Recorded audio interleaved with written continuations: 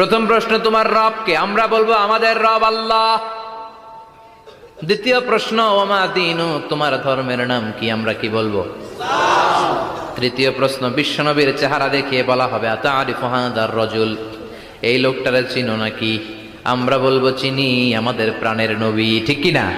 চাঁদের চেয়ে সুন্দর তুমি নবী আমার কমলিহিওয়ালা, দু জাহানের বাদশা তুমি প্যারা নবী সাল্লে আলা, চাঁদের চেয়ে সুন্দর তুমি নবী আমার কমলিহিওয়ালা, ঠিক কি না?